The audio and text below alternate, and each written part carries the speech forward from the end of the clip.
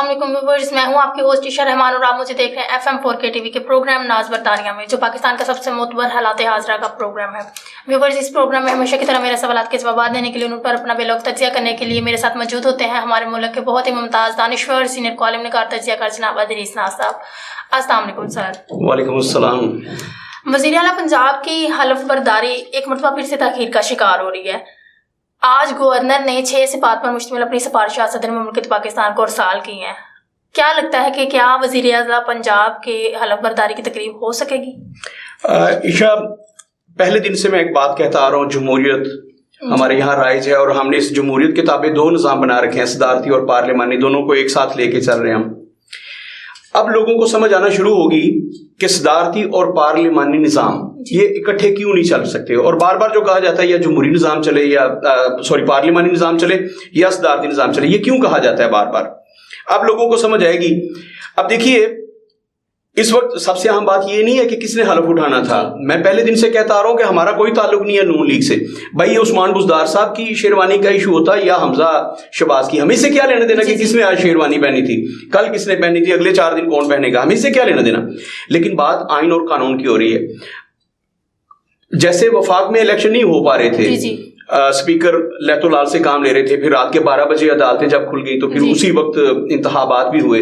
انہیں پتہ چل گیا کہ آج ہر صورت ہم نے تحریک عدم اعتماد بھی پیش کرنی ہے اور اس کو کامیاب بنانا ہے۔ پھر ہوا پنجاب میں ایسی صورتحال جب ہوئی، پہلے تو پچھلے 1 ماہ سے یہ ہم ڈرامہ دیکھ رہے ہیں کہ اسپیکر صاحب کیا کر رہے ہیں، وہاں پہ لوٹے چل گئے، وہاں پہ ایک دوسرے کو گھونسے مارے گئے، سب کچھ ہوا پنجاب اسمبلی میں۔ اس کے بعد کیا ہوا کہ جب ہائی کورٹ میں چلے جاتے ہیں اور ہائی کورٹ کہہ دیتی ہے، صدر پاکستان کو پابند کرتی ہے کہ آپ نے اگلے 24 گھنٹے میں اپنا نمائندہ مقرر کریں اور وزیر اعلیٰ پنجاب سے حلف لیں، تو اس کے بعد ہمارے گورنر صاحب 6 صفحات پر مشتمل ایک سفارشات اپنی تجاویز صدر پاکستان کو ارسال کرتے ہیں، جس میں انہوں نے بڑی لمبی چوڑی بات کی ہے۔ انہوں نے کہا جی کہ پہلی بات تو یہ انتخاب جو تھا وہ غیر آئینی تھا، اس میں کسی آرٹیکل 2 کا لحاظ نہیں رکھا گیا، انتخابات کا طریقہ ٹھیک نہیں تھا۔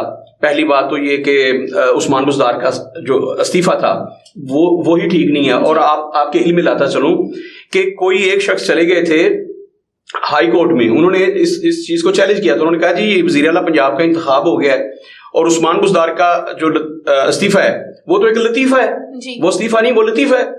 تو ہائی کورٹ اس میں ڈائریکشن دے کے انتخابات کو کالعدم قرار دیا جائے، جس کے نتیجہ میں حمزہ شہباز شریف جو ہیں وہ وزیر اعلیٰ پنجاب منتخب ہوئے۔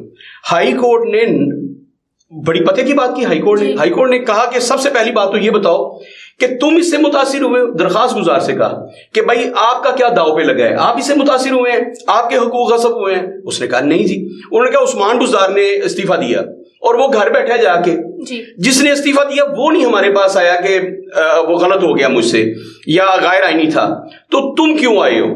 اس کی درخواست نہ صرف مسترد کی بلکہ اسے 10 لاکھ روپے جرمانہ بھی کیا۔ اس کے بعد ہائی کورٹ نے پھر آرڈرز کیے صدر پاکستان کو کہ آپ فوری طور پر نمائندہ مقرر کریں تاکہ وہ حلف لے۔ اچھا عشا، اب ہم نے اس پہ بات نہیں کرنی چونکہ یہ قطعی طور پر سیاسی مسئلہ بنا ہوا ہے۔ میں آئینی مسئلے پر بات کرنا چاہتا ہوں، سیاسی کو چھوڑ دیں کیونکہ سیاست پہ سارے لوگ بات کر رہے ہیں۔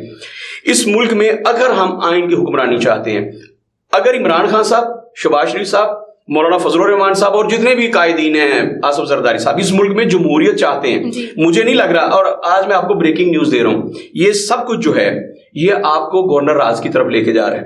مجھے لگ رہا ہے کہ پنجاب میں جو صورتحال بن رہی ہے آنے والے 72 گھنٹوں میں گورنر راج لگ جائے گا اگر یہ صورتحال ایسی برقرار رہی۔ اب سب سے بڑی بات میں نے جو کہا کہ آئینی ایک بحران پیدا کیا خان صاحب نے، اس کے ذمہ دار خان صاحب ہیں۔ انہوں نے قومی اسمبلی میں بھی بالکل ایسے ہی کیا، اب صوبائی اسمبلی میں اس سے 4 ہاتھ آگے بڑھ کے کر رہے ہیں۔ بھائی اگر آپ اکثریت کھو بیٹھے ہیں، آپ کے ساتھی آپ کو چھوڑ کے چلے گئے ہیں، اب وہ ترین گروپ ہے، وہ علیم گروپ ہے، جو بھی گروپس ہیں آپ کو چھوڑ کے چلے گئے، آپ کے اتحادی آپ کو چھوڑ کے چلے گئے، تو اقتدار کے ساتھ لپٹے رہنے کا شوق جو ہے وہ آپ کو پاکستان کے آئین کے ساتھ کھیلنے پہ مجبور کر رہا ہے۔ آپ پاکستان کے آئین کے ساتھ کھلواڑ کیوں کر رہے ہیں؟ آپ نے آئینی مذاق کیوں بنا رکھا ہے؟ اداروں کو کیوں مذاق بنا رکھا ہے؟ میں دیکھنا چاہتا ہوں کہ اب ہائی کورٹ اس پہ کیا کرتی ہے اور سپریم کورٹ اس پہ کیا کرتی ہے۔ ہائی کورٹ نے واضح طور پر کہا کہ اگلے 24 گھنٹے میں وزیر اعلیٰ پنجاب سے حلف لیں، آپ نمائندہ مقرر کریں، لیکن گورنر صاحب نے 6 صفحات پر، ہم آئینی بات کر رہے ہیں، ادارے اتنے بے بس کیوں ہیں کہ ایک آئینی ادارہ ہے مقننہ جسے ہم کہتے ہیں، وہ آپ کی اسمبلی ہے، لیجسلیٹو کونسل ہے جس نے قانون سازی کرنی ہے، وہ قانون ساز اسمبلی جو ہے اس نے اپنا ایک نمائندہ چن لیا، اس نے کہا کہ ہمارا لیڈر آف پارلیمان یہ ہوگا۔ جب انہوں نے چن لیا تو اب آئینی بحران پیدا کیا جا رہا ہے کہ وہ حلف نہیں اٹھا سکتے کیونکہ وہ غیر آئینی طور پر منتخب۔ بھائی انہیں کنہوں نے منتخب کیا مجھے بتائیں؟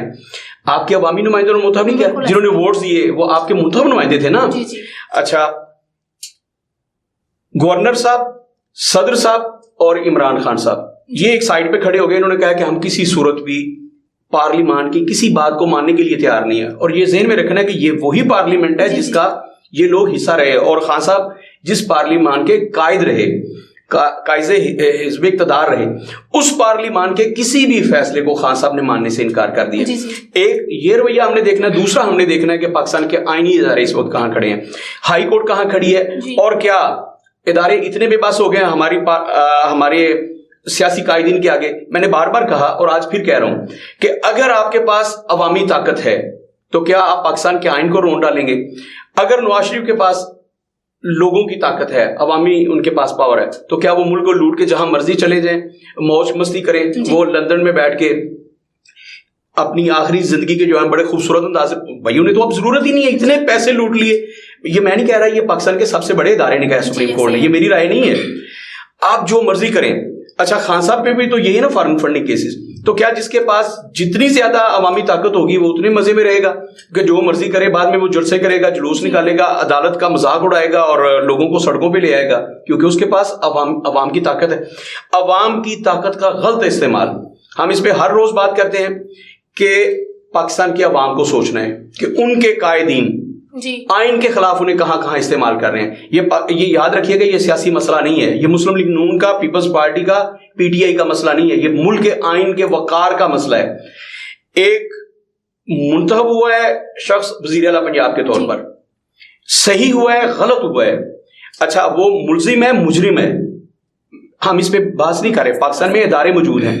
اگر ایک مجرم شیروانی پہن کے وزیر اعظم بن جاتا ہے یا وزیر اعلیٰ بن جاتا ہے تو یہ سوالیہ نشان ہے آپ کے قانونی اداروں پر، آپ کی عدلیہ پر۔ لیکن جو کچھ ہو رہا ہے میں سمجھتا ہوں غلط ہو رہا ہے، اور اگر ایسا ہوتا رہا تو پاکستان میں جس کی لاٹھی اس کے بھینس والا قانون آ جائے گا، پھر 1973 کا آئین اور یہ سارے آئین جو ہیں وہ معطل ہو جائیں گے۔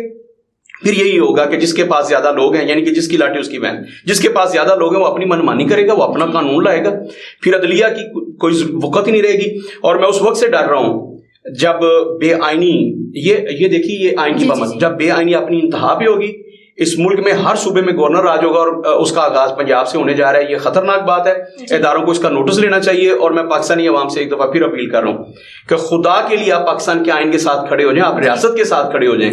اس وقت اس بات سے نکل آئیں کہ میں نون لیگی ہوں، میں تحریکیہ ہوں، میں پی ٹی آئی کا ہوں، یا میں کسی پیپلز پارٹی سے تعلق رکھتا ہوں۔ ایک منٹ کے لیے آپ رک کے پاکستان کے ساتھ کھڑے ہو جائیں، پاکستان کے آئین کے ساتھ کھڑے ہو جائیں، جو آئین کہتا ہے وہ کریں آپ۔